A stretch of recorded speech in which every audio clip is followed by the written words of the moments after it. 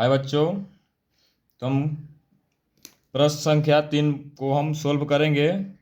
चलिए हम पढ़ते हैं। आकृति 12.21 में छायांकित भाग का क्षेत्रफल ज्ञात कीजिए।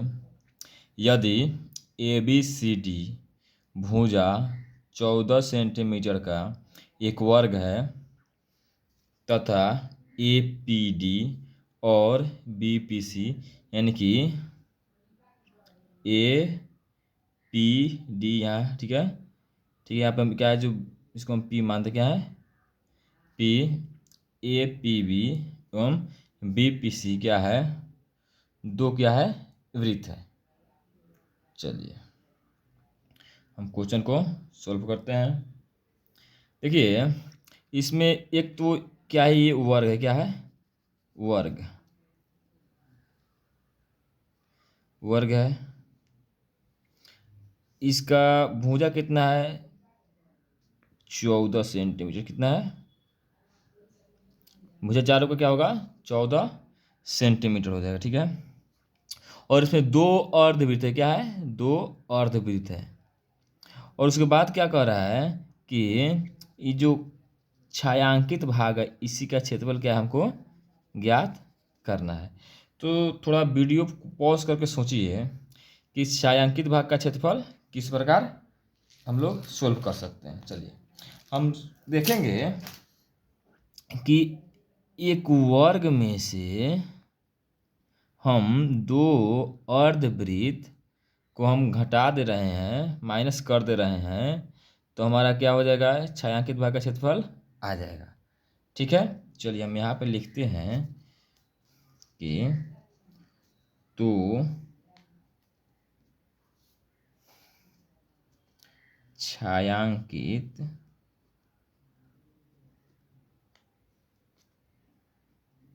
भाग का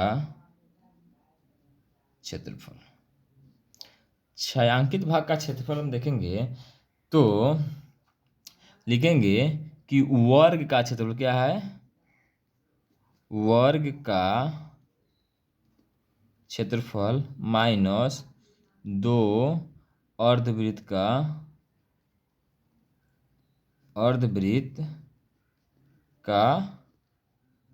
क्षेत्रफल। ठीक है, चलिए हम देखते हैं। उसके बाद हम लिखेंगे कि क्या क्या चीज़ की आवश्यकता हमको पड़ रहा है। तो वर्ग का क्षेत्रफल क्या होता है हम लोगों को, तो वर्ग का क्षेत्रफल होता है भुजा स्क्वायर, यानी कि भुजा गुने भुजा। ठीक है, माइनस करेंगे दो अर्धवृत्त के क्षेत्रफल, यानी 2 इंटू 1/2 गुने पाई आर स्क्वायर। ठीक है, ये दो तो क्या है कि दो लिखा है, अर्धवृत्त का क्षेत्रफल क्या होता है, 1/2 पाई आर स्क्वायर। चलिए अब देखेंगे कि भुजा हमको मालूम है। ठीक है, आर हमको मालूम नहीं है, आर हमको जानकारी करना है। ठीक है, तो आर को हम देखने के लिए हम देखेंगे कि जो ये वाला हमारा जो है, तो भुजा जो है, तो इसका भी तो लंबाई हमारा 14 होगा। भुजा का तो क्या है, वर्ग का हर एक भुजा कितना का है, 14 का है। तो ये हमारा अर्धवृत्त का ये हमारा क्या कहलाया, व्यास कहलाया, क्या, व्यास। तो यानी इसका जब व्यास 14 है, यानी पूरा का मान 14 है, तो इसका त्रिज्या कितना हो जाएगा हम लोग को, 7 हो जाएगा। क्या हो जाएगा, 7 सेंटीमीटर हो जाएगा। ठीक है, चलिए हम इसको ऊपर हम लिखते हैं कि वर्ग का भुजा, वर्ग का भुजा बराबर कितना है, 14 सेंटीमीटर। ठीक है, उसके बाद लिखेंगे अर्धवृत्त का त्रिज्या, आर इक्वल टू कितना लिखेंगे हम, 14/2 कटेगा, यानी कि 7 सेंटीमीटर। ठीक है, 7 सेंटीमीटर हम लिख देंगे। अब तो बनाएंगे तो हमारा क्या है, सवाल बन जाएगा। चलिए हम बनाते हैं। भुजा स्क्वायर यानी भुजा गुने भुजा कितना है लो, तो हम लोग को 14 भुजा कितना है 14, यानी 14 गुने 14 माइनस करेंगे 2 से 2 कैंसिल आउट हो गया। अच्छा पाई का मान कितना होता है हम लोग को 22/7 गुने आर कितना हो गया हम लोग को 7 गुने 7, एक साथ से एक साथ कैंसिल आउट। अभी सेंटीमीटर नहीं लिख रहे हैं, आगे चल करके हम लिख देंगे। 14 का में गुना करेंगे 14 में 14 तो कितना होगा हम लोग को 196 माइनस गुना करेंगे 22 में 7 से गुना करेंगे तो हमारा होगा 7 दूना 14, 4 हाथ में 1, 7 दूना 14 1 15 यानी 154। अब कटाएंगे घटाएंगे हम माइनस करेंगे तो 6 में 4 गया 2, 9 में 5 गया 4, 1 में गया 0, यानी कि 42 सेंटीमीटर स्क्वायर क्या होगा हमारा छायांकित भाग का क्षेत्रफल होगा। चलिए बहुत आसानी से हम लोग समझ चुके हैं। इसको बनाने के लिए पहले क्या है कि थोड़ा आप खुद से सोचिएगा, हम अपने अनुसार बना रहे हैं, आप कोई और सोचिएगा। क्या है आप हमसे क्या पता, आप हमसे बेहतर सोच सकते हैं क्या। तो जब तक अपने से खुद वीडियो पॉज करके नहीं करेंगे तब तक ज़्यादा समझ आपको नहीं आएगा। पहले आप इसको क्या करेंगे, पहले इसको सवाल को पहले हम रख लेंगे, रखने के बाद क्या करेंगे वीडियो को पॉज करेंगे, थोड़ा क्या करेंगे इसको हम सोचेंगे किस प्रकार करना है, ठीक है। उसके बाद हम क्या करेंगे बनाएंगे, ठीक है। चलिए हम क्वेश्चन नंबर अब 4 को सोल्व करते हैं। चलिए थोड़ा इसमें समझना है।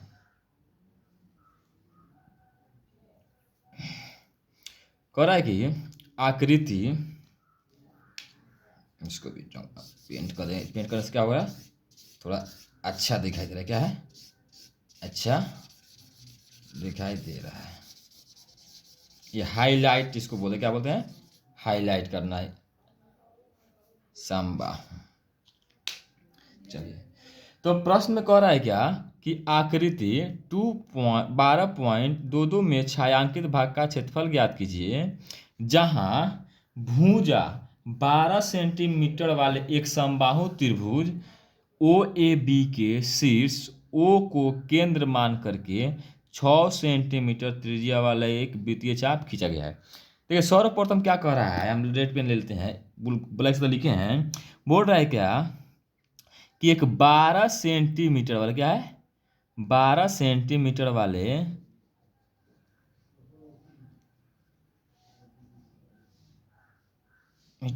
क्या कर रहे हैं, एक हम समबाहु त्रिभुज खींचा, ठीक है।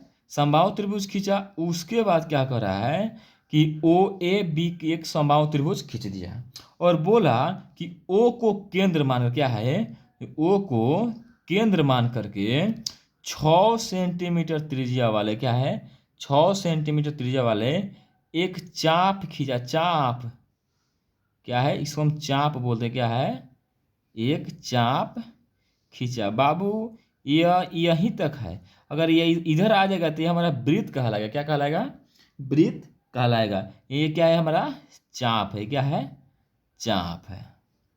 तो बोल रहा है तो छायांकित भाग, तो एक तो छायांकित भाग क्या है हमारा समबाहु त्रिभुज पर छायांकित भाग है, ठीक है। ये वाला समबाहु त्रिभुज पर छायांकित भाग है, ठीक है। एक हमारा छायांकित इस पे है, इस पे भाग है, ठीक है। तो अब समझिएगा कि छायांकित भाग का क्षेत्रफल कैसे निकलेगा। एक लिखेंगे कि समबाहु त्रिभुज का क्षेत्रफल प्लस, और थोड़ा दिमाग लगाइए, ध्यान दीजिए पीठी पुश करके कि यह हमारा दीर्घ त्रिज्यखंड बन रहा है, क्या है दीर्घ त्रिज्यखंड बन रहा है। अगर ऐसे रहता तो ये वाला लघु त्रिज्यखंड कहलाता, ठीक है। और ये वाला दीर्घ त्रिज्यखंड बन रहा है, ठीक है। समझ में आ रहा है ना। तो चलिए अब क्या करेंगे, हम इसको लिखेंगे कि छायांकित भाग का क्षेत्रफल, क्या लिखेंगे यहाँ पे लिखेंगे तो छायांकित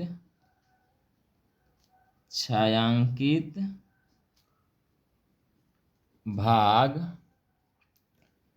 का क्षेत्रफल। तो छायांकित भाग का क्षेत्रफल में क्या हो जाएगा हमारा, हो जाएगा कि